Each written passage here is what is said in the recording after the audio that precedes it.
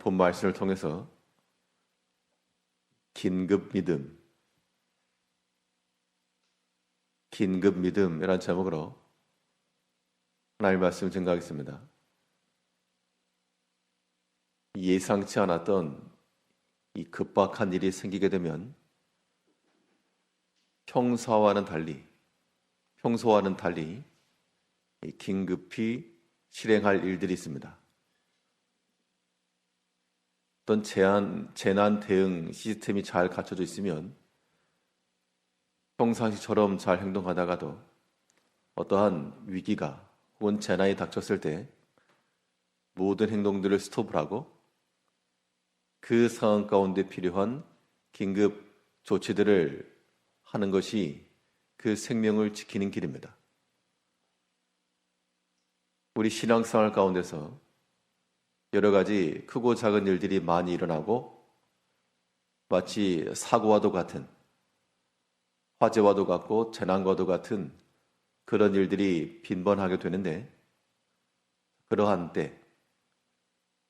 응급적 상황이 발생하게 되었을 때 우리가 어떠한 조치를 취할 것인가? 오늘 본 말씀을 통해 살펴보게 되면 이 긴급한 순간에 우리가 취할 믿음은 하나님 앞에서의 눈물입니다. 우리가 개인이 어떠한 어려움과 위기를 겪더라도 그 상황 가운데서 우리가 사람을 향하지 않고 하나님 앞에 나와 그 앞에 눈물을 쏟아놓는 것, 이것은 하나님 앞에서 이룰 수 있는 우리의 최상의 신앙 행위요, 또 우리 개개인 성도들이 할 수 있는 긴급한 영적 조치들입니다.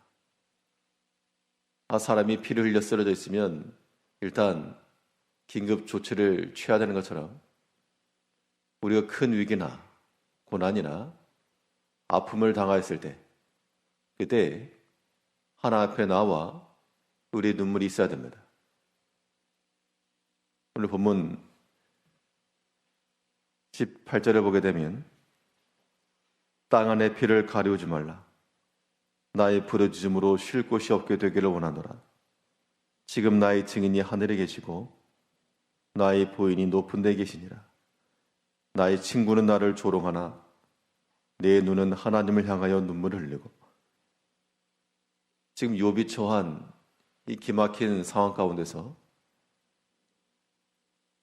현재 자기 자신이 느끼는 것도 괴로운데 지금 친구들이 와가지고 자기를 더 괴롭게 하였다는 그 얘기입니다. 위로를 받아야 될 그 동료들로부터 드디어 조롱을 당하고 그들이 하나님 말씀을 교훈한 하였으나 그들의 마음이 신나서 혹은 욥의 고난받는 것을 한편으로는 즐거워하는 마음, 그런 마음으로도 욥에게 그런 이야기를 했을 때 욥이 굉장히 괴로웠던 겁니다.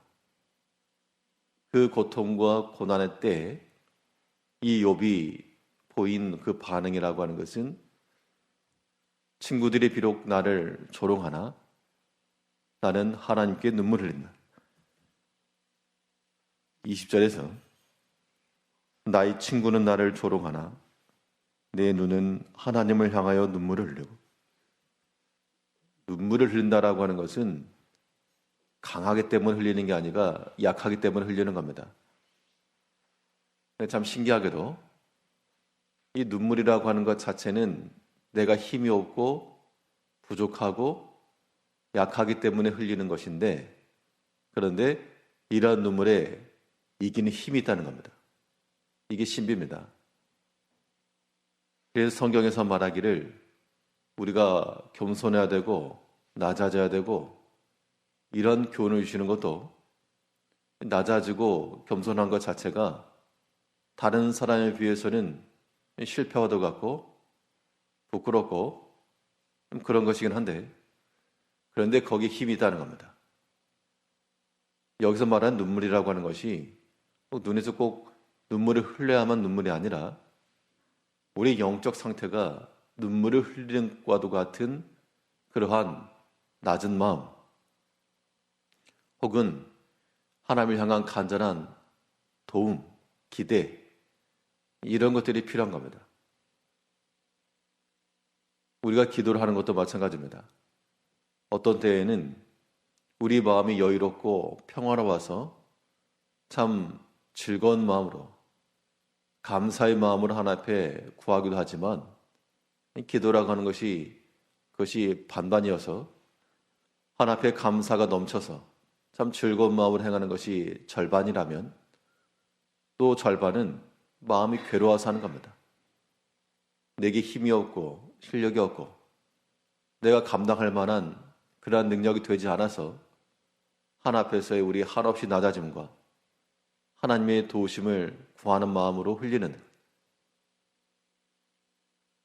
성도의 눈물은 하나님께서 절대로 거저 지나시지 않으시고 다 받아줄 겁니다.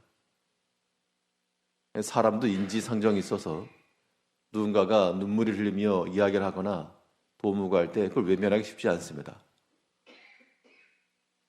사람도 그와 같다면 참 진실하시고 은혜로우시고 자비롭고 능력이 많으신 하나님께서 그의 사랑하는 자녀들의 간절한 눈물의 간구를 외면하실 리가 결코 없다. 문제는 우리가 하나님 앞에 엎드리지 않고 그 앞에 우리의 모든 걸 쏟아놓지 않고 눈물을 흘리는 심정을 하나님 앞에서 나타내지 않기 때문에 여전히 상한 상태가 되는 것이지, 하나님께서 우리 가운데 임하셔서 도우시면 우리가 어떠한 형편이 있을지라도, 욥이 정말 감당할 수 없는 큰 고통이었는데 그 고통 중에서 비록 친구들은 나를 조롱할지라도 나는 하나님 앞에서 눈물을 흘린다. 우리가 이러한 마음을 가지게 되면 우리 영혼의 상함이라고 하는 것에서부터 우리가 치유함을 받을 수가 있습니다. 우리의 마음을 다스리시고 우리 영혼을 어루만지신 이는 하나님이시기 때문에 이것을 사람에게 가져갈 이유가 없습니다. 욥의 친구들이 와가지고 그에게 조롱하며 혹은 비꼬는 듯한 그런 언투로 말하게 되었을 때 사람에게 대항했다 그러면 욥의 상황이 굉장히 어렵기 때문에 세상적인 말로 말하면 더 이상 뒤가 없는 겁니다. 밑도 없고, 사람이 그러한 궁지에 몰리거나 악에 바치게 되면 있는 말 없는 말 다 하게 되죠. 이게 이제 끝이다라고 생각하게 되면 친구고 뭐고 없이 속에 있는 걸 다 말한다는 겁니다. 그런데 그것은 지혜가 아닙니다. 그 상황 가운데서는 속이 시원할지 모르나 그러나 그 주워 담을 수도 없고 도리어 더 큰 상함만 주는 겁니다. 그러므로 우리가 여러 가지 큰 아픔과 감당치 못할 만한 그런 때, 혹은 욥과 같이 위로와 격려를 받아야 될 친구로부터 비난과 조롱을 받는다는 그런 느낌이 들었을 때 사람을 향하여 목소리를 높일 것이 결코 아니라 하나님 앞에 엎드려야 됩니다. 그게 하나님 앞에서의 눈물입니다. 이것이 또한 그 고난을 헤쳐나갈 수 있는 유일한 길.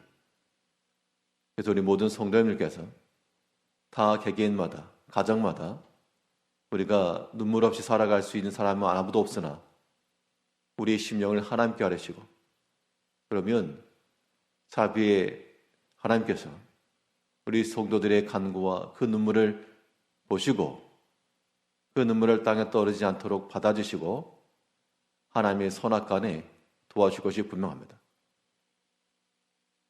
우리가 하나님 앞에 기도하고 하나님 앞에 엎드린다 할 때는 우리 자기 자신의 상황을 다 토로하고 하소연하는 것과도 같은 그런 심정이 필요함과 동시에 또 하나님께서 능히 나를 도우실 수 있다라고 하는 그러한 확신도 필요한 겁니다. 우리가 하나님을 어떻게 하는가?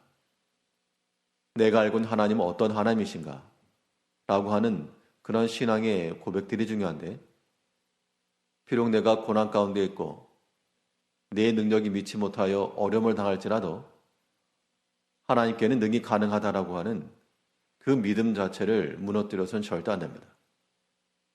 그래서 하나님의 그 뜻이면 얼마든지 나를 도우시고 나를 지키시고 또한 은혜를 베풀어 주실 수 있다. 그런 믿음을 가져야 되는데 우리 19절에서는 지금 나의 증인이 하늘에 계시고 나의 보인이 높은 데 계시니라. 그 보인이라고 하는 것은 보증인이다 그런 얘기인데 증인이며 보증인이라고 하는 것은 나를 위하여 변호할 수 있고 내 입장을 대변해 줄 수 있는 그러한 자를 가리켜서 증인이라 말하겠는데 그 하나님께서 나의 증인이 되신다.